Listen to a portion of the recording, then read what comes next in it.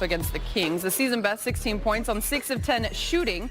12 of those points came in the fourth quarter. Before Friday, KCP was averaging 5 points per game on just 36% from the field in the first 11 games.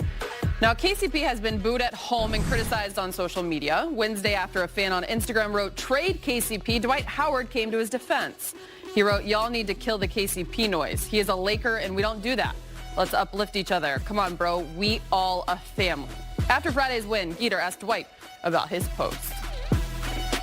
A lot has kind of been made. You know, LeBron mentioned it, KCP, just how you were sticking up for him.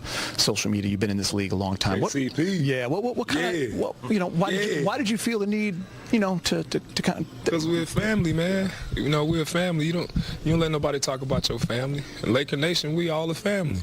So we don't talk about our own people. We lift each other up. That's it. I don't like negativity. I don't like negative people. We on this positive vibes, man. We got to keep it going. Can't talk about nobody. KCP came out and played great tonight. I'm happy for him. You must have loved that fourth quarter then. 12 points, and they were timely.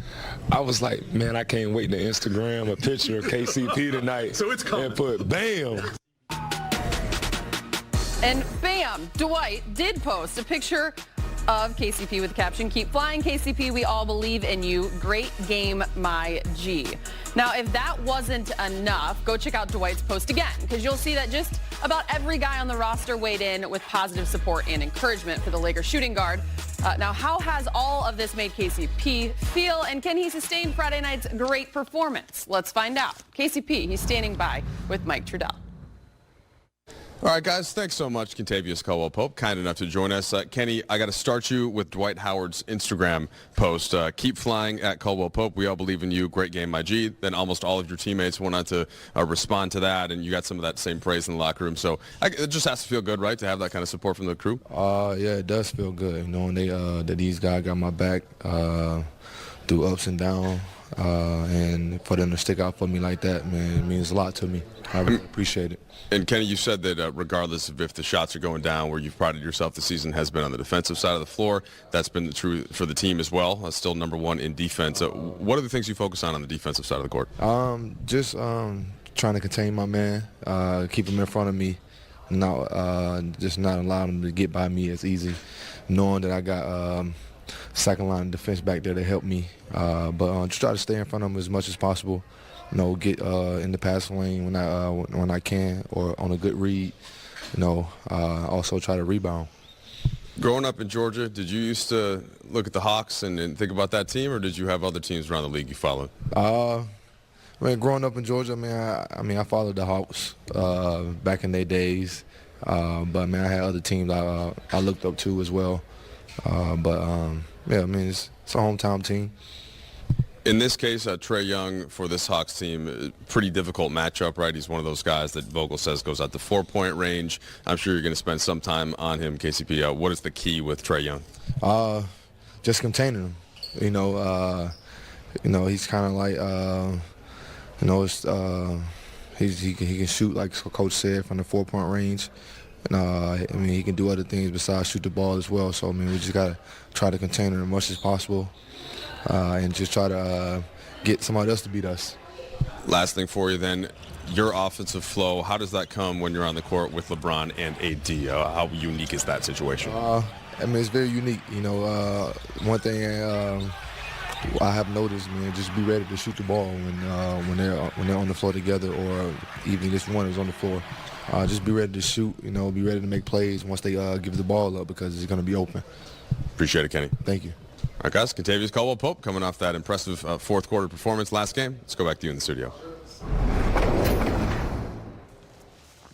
Thank you, Mike. Time now to go a little four corners. Let's talk about being a good teammate. Why is it so important to have good teammates on a team that's trying to make a run in a championship-type team, guys that get each other's back? It's kind of like a car, Geeter. Mm-hmm. You got an engine, you got to have a good battery, you got to have a good, spark plug. Everything has to be working together in order for the team to work. You're going to have issues sometimes, but you have to monitor each other. You don't want one guy in a bad mood. You want to uplift him. You're not going to have great days every day. I've been in 3 or 4 game slumps, and it's always been my teammates that encourage you. So it's important to have that kind of synergy and that kind of communication on the team, because everyone's not going to be great all season long. Everyone needs a little lift every now and then. And these guys are, I think, dealing with, different aspects of criticism from fans and or media. I was going to ask you guys than James did or than I did when I played. It's in a different environment, right? Much larger scale, global criticism, if you will, as opposed to maybe local or just in the arena. And so it's easy for us to say the guys should tune it out. We were good at tuning out external noise outside of our locker room, etc. But with social media and the way things have changed, it's hard to tell these guys to tune it out. And I think it puts even more importance and value on teammates really having each other's back the way these guys are showing. How do you block it out? You mentioned how different it is today. I mean, Big Game James, it's in their palm, literally, right after a game. Trade this bum. You're trash. Memes of you, every mistake you make, during the game, whatever it is. At halftime, you might see a tweet or something. Well, I don't think unless you have a very strong mind, just not to look at it or listen to it, don't pay any attention. But unless you're able to do that, you can't. You can't block it out. So that makes you have to have another strength to see it, accept it, move on, and try to get better. So you either got to have a strong mind over matter, or you can't look at it, in my opinion. And it depends on who you are. Some guys can hear it, look at it, use it as motivation or fuel. Did you notice it when you were coaching with the younger generation? Yes, in terms of the way players handled criticism, how important it is. A lot of players, right before the game, sometimes at halftime, and especially immediately after the game, it's the first thing they're looking at. The first thing they're looking at before the stat sheet is what was said on social media, et cetera. And so it's an important tool, and it is something to me that you have to manage along with other dynamics on teams now. There has to be active and intentional discussion about social media. When maybe it's better for you, depending on who you are, take the app off your phone. Have one of your boys look at it and manage it for you. Have your significant other be the one that's looking at it and checking it every day. You only go to it when you really need to in order to make sure that you don't allow that to get you disrupted. Just get a burner account. It's that easy, right?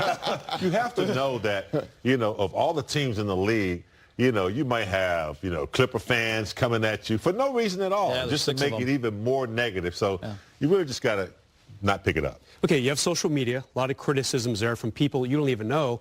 And more than ever, I feel like beat writers covering an individual team are more competitive than ever and trying to get the story first and sometimes not being as accurate sometimes. And guys, it's a beat writer's job to go around player to player and say, hey, this guy's in a slump. Can he get out of it? And sometimes players get irritated by that. Dwight was sticking up pretty heavily for KCP the other day. Has it gone too far with the writers trying to get into the locker room to get the story and try to get players to teammates to maybe dish dirt on each other? It's a trick question for me. I don't know if it's gone too far. I think it's easy for us to say sitting here in 2019 that something that was different in 1999 has gone too far. But that we would say everything in life has gone too far compared to what it used to be. It's a vastly different world. I do think outside of sports and basketball, on earth, we've gone too far in our judgment and criticism of other people, period. And for whatever reason, people feel comfortable criticizing and judging a person for doing something that they themselves are not even capable of doing. So how is it that you're questioning what KCP can do? You've never played an NBA game before. You don't know how hard it is to make shots or to guard some of the best players in the NBA. You've seen him make a layup at Mike Brown's house. So what is it that you're judging and or criticizing? Do people, can I pop on and criticize a chef for not being world-renowned at cooking? Man, that's spaghetti sauces. Wow. I'm not a chef. Even the show host gets criticized after losses. It's just the reality of the world we live in. And it goes back again, though, to the importance of not relying on the opinion of others for you to feel validated in who you are. Truth. Ride with you, believe in yourself. That's it, right, James? As far as, You know, I always say, look, you know, I played basketball and you are a judge. You know what I mean? And I always say, look, I'm pretty sure that we could become a judge if we wanted to, and there are athletes that have proven that they can go on and be mayors and other things. But I doubt that a judge could come and make it through one practice. Yeah. You know, I doubt that. So it's how you handle the question too. Things are going too far, but it's how you handle the question. If you come up to me and say, hey, Derek Fisher's playing very poor, I'm going to say to you, no, go talk to Derek. You know, so it's how you handle it. Probably the best way to handle it. Yeah. Good times right there. Tip-off minutes away. Kyle Kuzma scored 13 points. He went 3 for 7 from deep in Friday's win over the Kings. Take Your Shot is next. Access Sportsnet Lakers is brought to you by your